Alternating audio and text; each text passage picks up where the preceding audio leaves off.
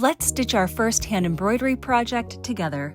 So far in this series, we've covered tools and items we need to stitch, transferring embroidery patterns, using embroidery hoops and threading a needle, and now we're ready to stitch. I'm going to create a small welcome sign to fit this adorable oval hoop that I've thrifted. To begin, first I'm going to cut a length of fabric to fit around my framing hoop. This is what I'd like my project to fit inside of. I'm going to leave fabric around the edge so I have room to work and close my hoop properly when I'm finished. Next, I'm going to transfer my design. There are many ways that you can do this. The simplest and most low-tech way is what I'm showing you here. I've simply just taped my design onto my fabric, and I'm using an open window like a tracing light board. You could use more specialty fabric pens or markers, but I'm honestly just using a household pen for this one. Now that my pattern is transferred, I'm ready to place it in a hoop. This is the one I'm going to frame it in. And this is the hoop I'm going to use as a working hoop. I'm using a different one because this one gives me more room to work around my design. As I place my fabric in my hoop, I'm making sure that it's centered and that it is drum tight. You want to keep proper tension on your fabric while stitching because it gives you a neater look and it gives a more pleasurable stitching experience. Now we'll go ahead and thread our needle.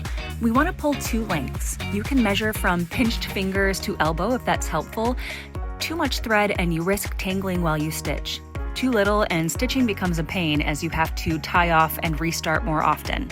Now I have my length of floss. You could use all 6 strands. I'm choosing to separate mine to give a more delicate, refined look to my finished piece. Again, there are many methods to do this. I have one that's a little bit of a rougher method. I call it my grip and rip method, where I just simply separate off the strands I'd like to use, and then I use one of my fingers to guide the threads apart all the way down the length of floss I've chosen to use. Many people prefer to do this one strand at a time and pull it out. I think that takes a long time and it's not necessary. The key to doing it this way is letting your thread hang when you're done and letting it rewind. So as you can see here, I'm just kind of roughly and manually separating it, and then I'll let it hang, and then I can go ahead and thread.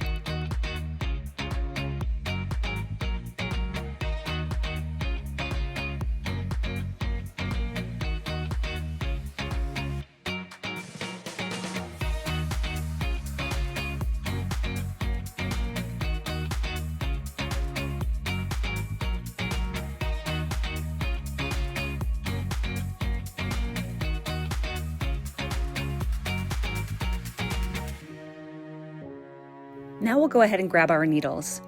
Embroidery needles are sized by gauge, making a size 1 the largest needle, all the way up to sizes 25, and those are the most refined small needles for very detailed work.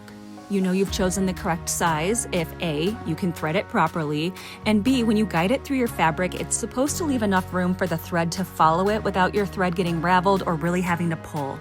Now we'll thread using my tried and true pinch, shimmy, and pull method. Simply pinch your thread until it's a tiny dot of color, and then shimmy the eye of your needle over top of that and pull your thread through. And that is it. It works every time. At the other end of our thread, we'll tie a small knot like so. There are many ways to do this that are not free, but this is the easiest way for beginners to start.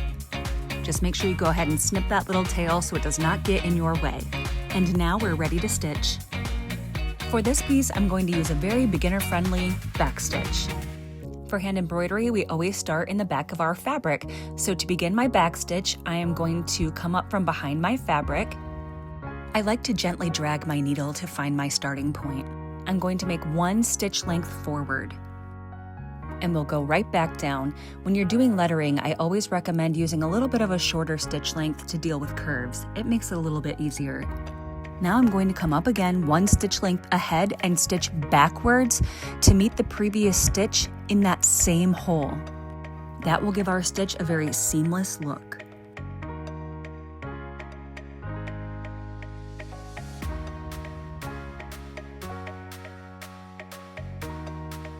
I'll continue like that around my design until my thread gets rather short. As I go along here, I'd love to remind you that embroidery is very forgiving, so even if your stitches aren't mathematically perfect, you won't be able to tell, and a little variation does give it that handmade touch.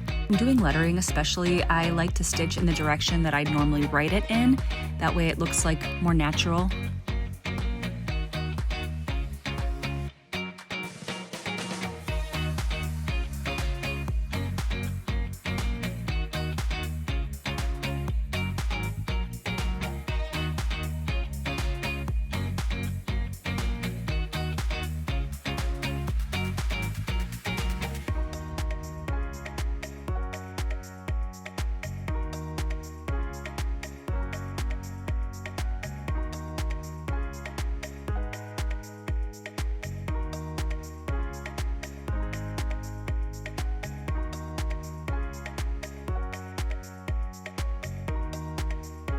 Okay, now that I finished my letter W here, I'm going to tie off and start a new thread.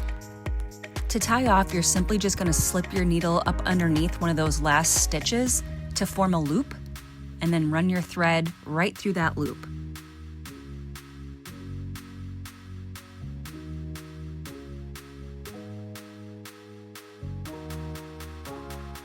And next we'll go ahead and we're going to take that tail and we're actually going to tuck it around some of our last few stitches.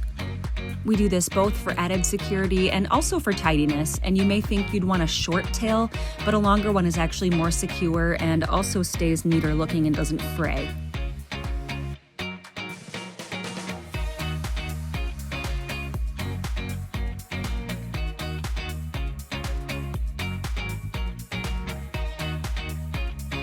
And then we just keep repeating those steps until our design is complete.